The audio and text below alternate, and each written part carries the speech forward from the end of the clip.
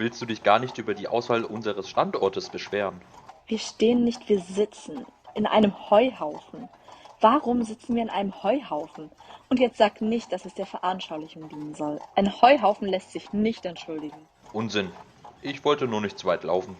Ah ja, verstehe. Deshalb fahren wir jetzt in einem Heuhaufen zum Ursprung der Freimaurerei. Naja, mehr oder weniger. Man ist sich über ihren Ursprung nämlich gar nicht so sicher. Es gibt ja zwei sehr interessante Theorien.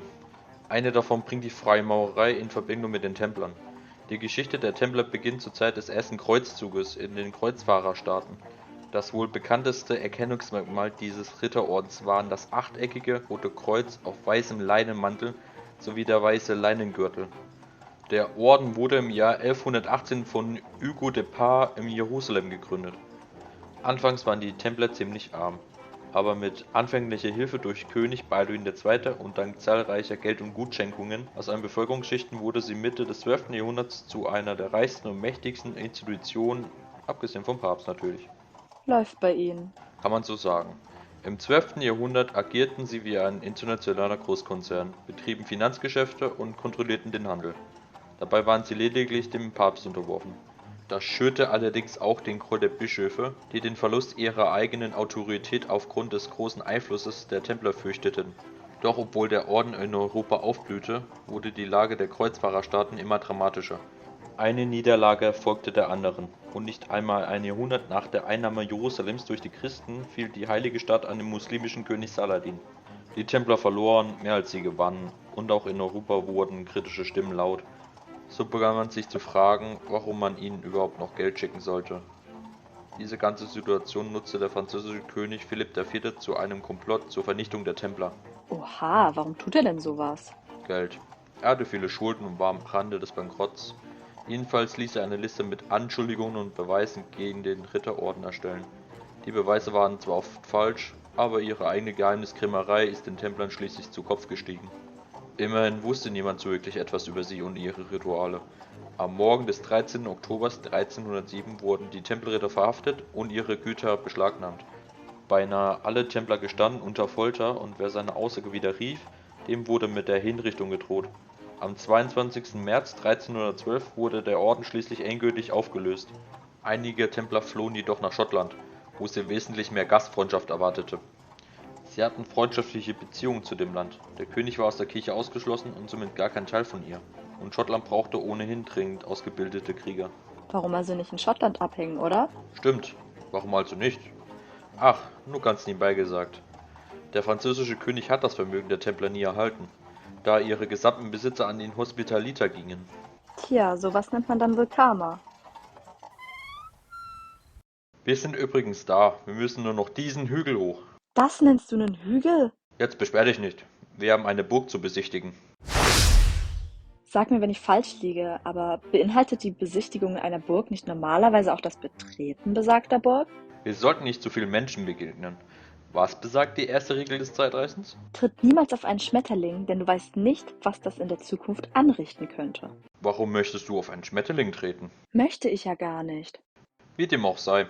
Die Theorie, dass zwischen den Templern und der Freimaurerei ein Zusammenhang besteht, ist sowohl innerhalb als auch außerhalb der Freimaurerei sehr umstritten. Allerdings deuten einige Indizien stark darauf hin. Punkt Nummer 1.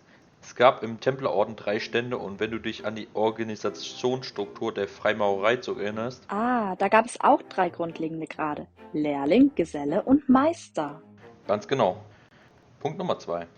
Viele Templer gingen ja wie bereits erwähnt nach Schottland, um der Verfolgung zu entgehen. Und wie der Zufall es will, wurde hier im Jahr 1598 die älteste bekannte Freimaurerloge namens Mary's Chapel gegründet. Weiterhin entstand hier die Schottische Garde, eine militärische Organisation. Diese war eine neutemplerische Vereinigung der Erben der ursprünglichen Templertraditionen. Gleichzeitig wurde die Garde durch ihre Beziehungen zu den Häusern Guise und Lothringen von einer anderen esoterischen Tradition beeinflusst. Die entstehende Mischung lieferte die Grundlage für einen kommenden Orden, die Freimaurerei. Außerdem ist der Friedhof von Kilmartin, ein Dorf in Schottland, erwähnenswert. Hier sind nämlich zahlreiche Gräber bzw. Grabsteine zu finden, die Templer-Symbolik aufweisen. Andere Templergräber weisen dieselben Merkmale auf wie jene in Kilmartin. Allerdings gibt es hier eine Besonderheit. Spätere Gräber an diesem Ort wurden zusätzlich durch freimaurerische Symbolik ergänzt. Zufall? Ich denke nicht. Punkt Nummer 3. Die gotische Kirche Rosslyn Chapel in Rosslyn, Schottland. Dieser weist Symbole und Mythen der Templer auf, wie zum Beispiel die Krypta, welche der Zugang zu den Schätzen der Templer sein soll. Gleichzeitig sind hier aber auch Engel mit freimaurerischen Symbolen zu finden. Beides hat nicht wirklich etwas mit dem christlichen Glauben zu tun, und wieder treffen hier Freimaurer und Templer aufeinander. Ach so, erstaunlich. Punkt Nummer 4. Der Bauernaufstand von 1381. Hauptangriffspunkt waren damals die Hospitaliter, welche nach dem Ende der Templer deren gesamten Besitz erhielten. Das Ganze ging ziemlich brutal zu.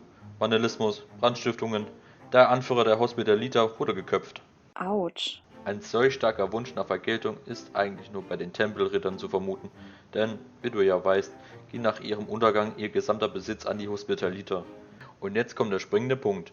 Viele der Aufständischen gestanden, Mitglieder einer Geheimgesellschaft zu sein. Die einzige Organisation, die zu dem damaligen Zeitpunkt in Frage kam, war die der Freien und Angenommenen Maurer, aus der später die Freimaurerei entstand. Außerdem hatte die Organisation bereits die sogenannten Alten Pflichten. Dabei handelt es sich, wie du ja weißt, um das Grundgesetz der Freimaurerei. Wenn man so drüber nachdenkt, hatten die Templer in Anbetracht der damaligen Strafen für Ketzerei solche Pflichten notwendig. Und zu guter Letzt Punkt Nummer 5. Im schottischen und im schwedischen System gibt es eine Lehrart mit dem Namen Knights Templar. Also das hat mich jetzt eher weniger überzeugt. Sollte das stärkste Argument nicht eigentlich zum Schluss kommen? Konzentration bitte. Wir sind nicht hier, um die Struktur meiner Beweisführung zu analysieren. Alles klar, Aristoteles. Du hast von 2 Theorien gesprochen, also lass hören. Dazu ziehe ich es vor, zunächst einen Standpunktwechsel zu vollziehen. Du weißt Bescheid. Veranschaulichung uns so.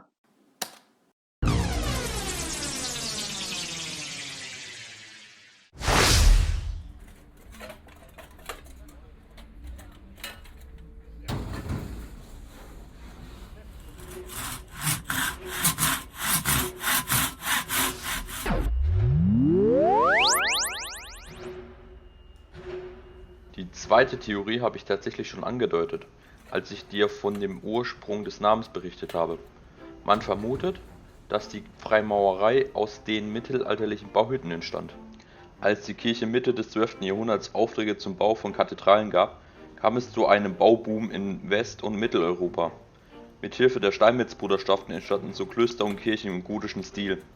Ihr Vorbild war dabei der Salomonische Tempel.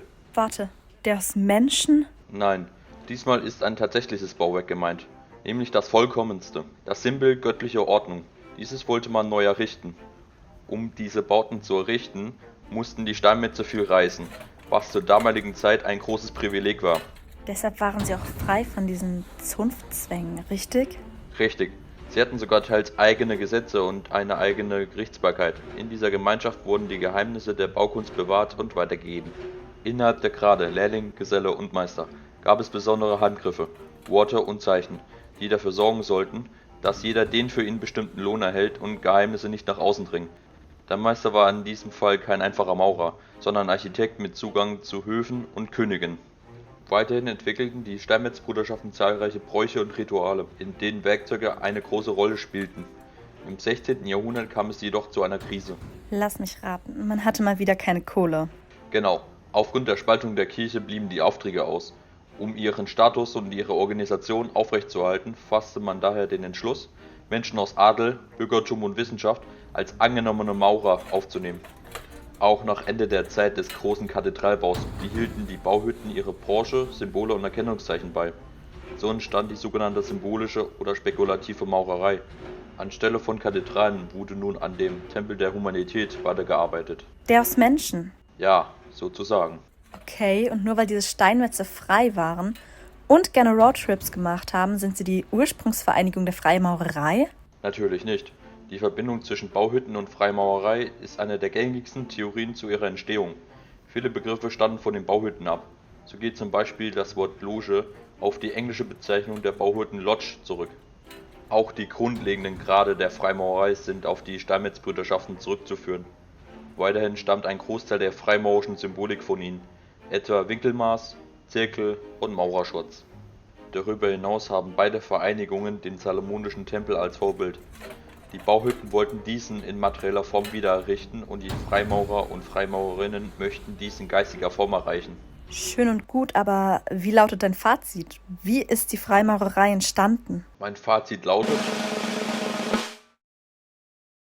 Lustig, diese Antwort könnte auch von mir stammen. beide Theorien sind gut möglich. Es ist sogar eine Verbindung zwischen Templern und Dombauhütten möglich. Durch ihre Bautätigkeit in den Kreuzfahrerstaaten hatten die Templer das nötige Wissen und durch Schenkungen die notwendigen finanziellen Mittel, um solche Kathedralen zu errichten. Trotzdem kann man die Frage nach dem Ursprung der Freimaurerei nicht genau beantworten. Dazu müsste man schon in der Zeit reisen können. Wie auch immer, lass uns weiterreisen zu der Entstehung der modernen Freimaurerei.